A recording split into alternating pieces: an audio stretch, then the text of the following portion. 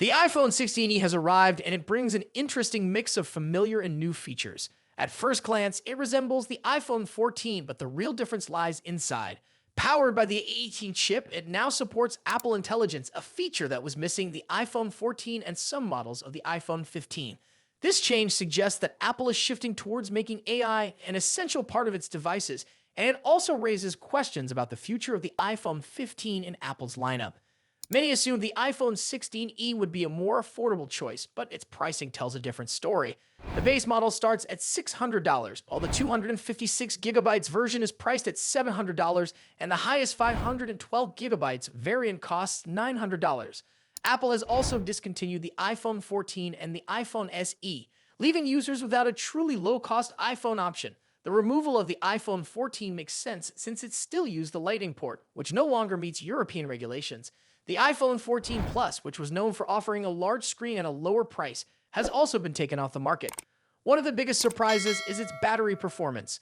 Apple claims that the iPhone 16e now holds the record for the longest battery life on a 6.1-inch iPhone.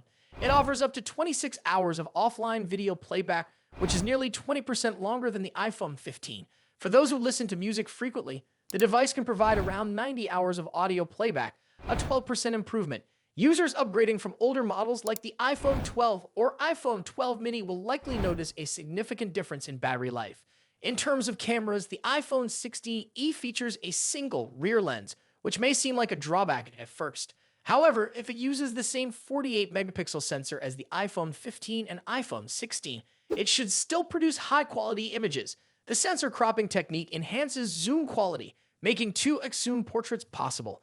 Apple's reputation for excellent video recording remains strong, so most users should find the camera more than sufficient for everyday use. A welcome addition is the Action button, which replaces the traditional mute switch. It allows users to customize its function, making it a handy feature. However, this model does not include the camera control button found on the higher-end iPhone 16 models. Some may not mind its absence, as the Action button still offers useful shortcuts. Despite being positioned as a more budget-friendly device, the iPhone 16e has several advantages, including the powerful A18 chip, 8GB of RAM, Apple Intelligence support, and improved battery life. However, there are a few missing features that could be deal-breakers for some buyers. The most noticeable is the absence of MagSafe. Apple has removed the built-in magnets, so users won't be able to attach MagSafe-compatible accessories like chargers, wallets, or stands. Wireless charging is still supported, but the speed is limited to 7.5 watts with standard K chargers. Another missing feature is the dynamic island, as the device retains the older notch design. While some may not mind, those accustomed to the dynamic island might find it disappointing. The display also has a lower brightness level, maxing out at 1200 nits instead of the 1600 nits seen in the iPhone 15 and 16. The A18 chip is a great addition, but there's a minor difference compared to the iPhone 16. The iPhone 16e has a 4-core GPU rather than a 5-core GPU.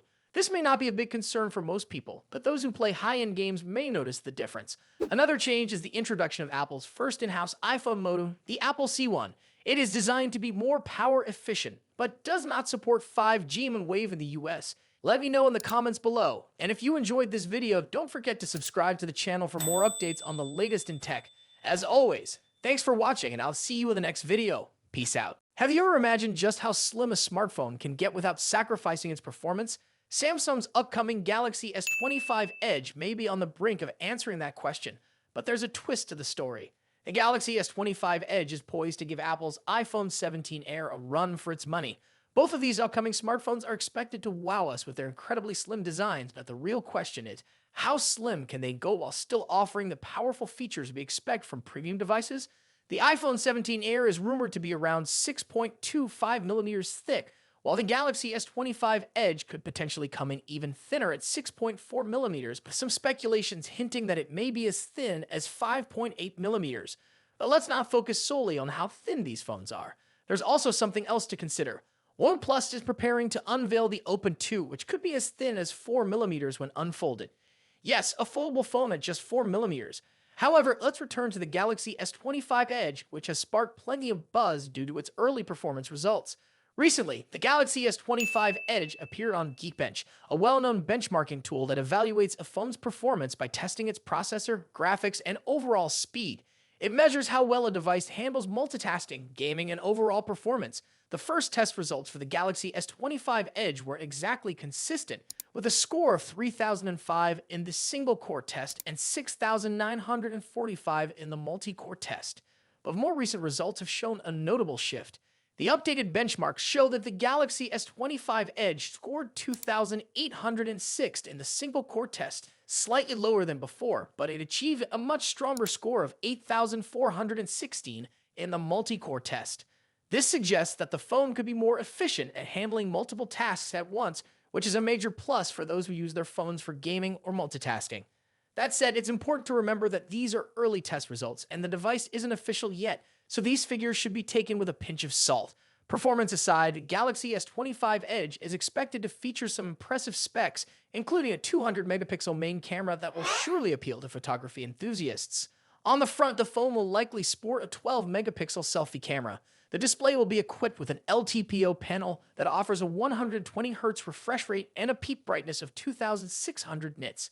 If that's not bright enough for you, I'm not sure what is. For durability, Samsung is expected to include an Armor aluminum frame and Corning Gorilla Glass Victus 2, making the Galaxy S25 Edge resistant to drops and scratches.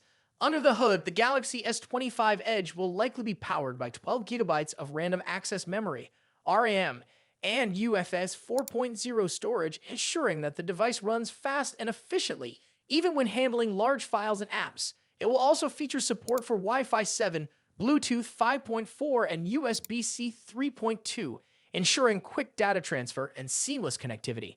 In terms of charging, the Galaxy S25 Edge is expected to support 25-watt charging speeds.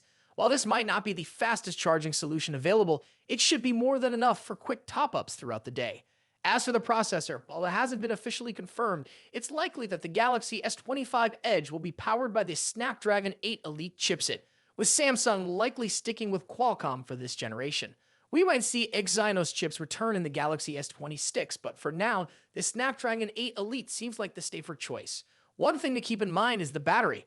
While the battery might be smaller than previous models, the Snapdragon 8 Elite's efficiency should allow the Galaxy S25 Edge to last all day without any major issues. At least it better. If you're as excited about the Galaxy S25 Edge as I am, make sure to like this video and subscribe to the channel so you don't miss out on any updates.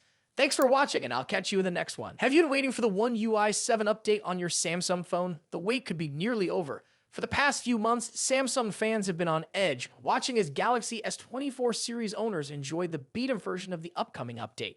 Meanwhile, millions of other users have been stuck on Android 14 with One UI 6.1, wondering when they'll finally get their hands on the new version. Well, the end of the wait might be closer than we think. Although Samsung hasn't officially confirmed the exact release date, there are several strong indicators that the update could roll out very soon. A key clue is the upcoming launch of the Galaxy S25 series.